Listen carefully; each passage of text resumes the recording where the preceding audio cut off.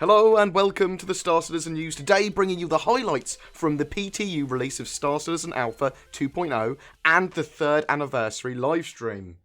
Star Citizen Alpha 2.0 is on the PTU, and over the weekend 6,000 lucky pilots have been invited to test the latest update and help hammer out all those bugs. And it looks like another 20,000 will be going out early in the week, with a hope to bring 2.0 onto live servers later the same week.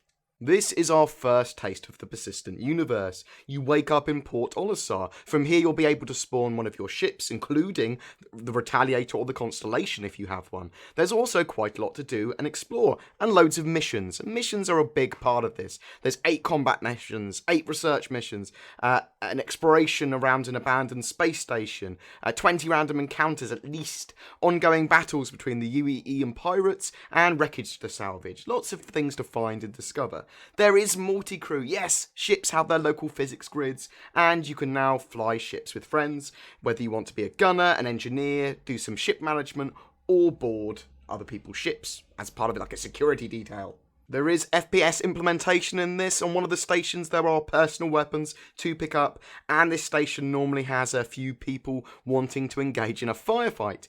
It's a little clunky, the FPS at the moment, but really quite fun and pretty amazing for its first iteration. You now have an AR display allowing you access to a mission log and a journal.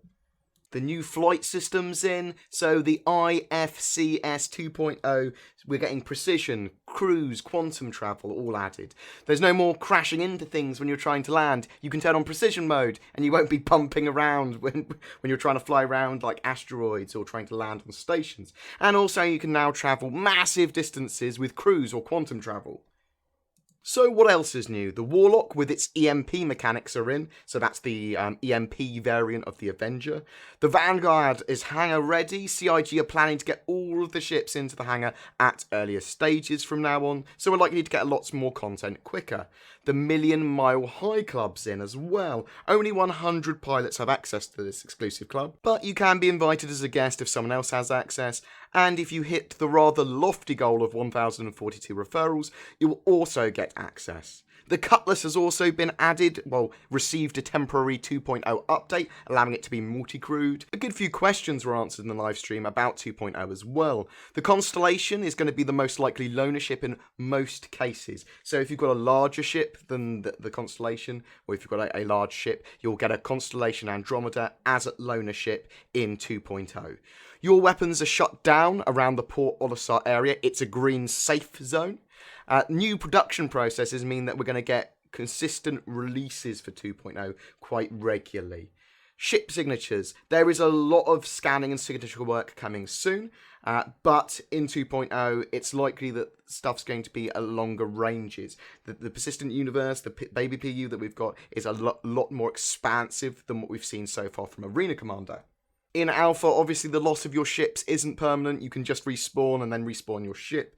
But there are repair stations too, so you don't even need to get your ship destroyed. If your ship's damaged, fly to one of the repair stations, the Cryastro services, and get your ship repaired. The Star Citizen 2.0 PTU is not under any form of NDA. You can take screenshots and make videos at your heart's content.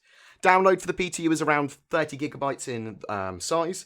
And the new patcher also allows you to update the PTU builds rather than having to download the whole thing again, which is great. The Freelancer isn't available in 2.0, but it's the next multi-crew ship, almost certainly, along with the Vanguard that they're doing. There was a lot of Squadron 42 information given, so close your ears now if you don't want to hear who Mark Hamill or John Rhys Davies are playing. So we did get to see some of Mark Hamill's character, Old Man, in action. He plays Lieutenant Commander Steve Colton, or Old Man. This is your character's mentor, and he's the senior pilot on the UEE Stanton, the Idris-class frigate. John Rhys Davies' character is called Randall Graves, and he's an estranged comrade of Old Man. There's also an incredible secondary cast that we don't know much about at the moment. They've got all their own backstories. There's going to be lots of recognisable faces there. Things will happen in the game that will cause a little bit of trauma. Some characters will die. And you choose who you talk to. You choose the interactions and the people you like. Mark makes some Easter egg references for Star Wars. He doesn't use the Force, though. You'll have a diary in Squadron 42, and in the PU, that will be affected by it. So you can go back and do things in Squadron 42, and that will unlock things in your diary for the PU. Pilots and Mark Hamill's character will get angry if you shoot his ship. Also, you can get sent to the brig. You'll also fly a javelin briefly at the start of Squadron 42. Spoiler. You can be a man or a woman, and you can change your face at the start of Squadron 42, and you'll keep that character into the persistent universe. There is quite a in-depth story which has side branches based on who you talk to and how you do in your missions. Your choices will have consequences. Co-op wise in Squadron 42, you will be able to replay missions and play custom missions with friends. It might not be all of the missions in the game though, they'll have to see.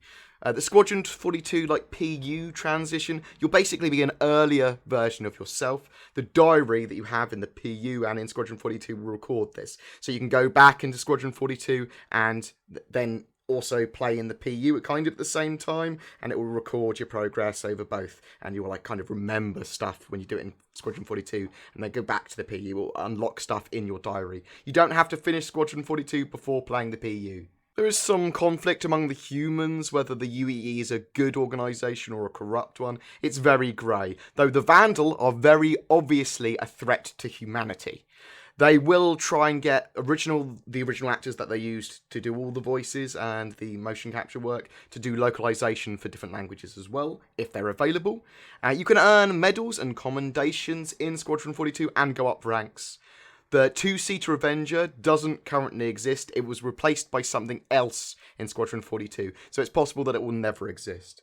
Chris is super hyped that Mark Hamill didn't need to read the script before jumping at the chance to work with him again.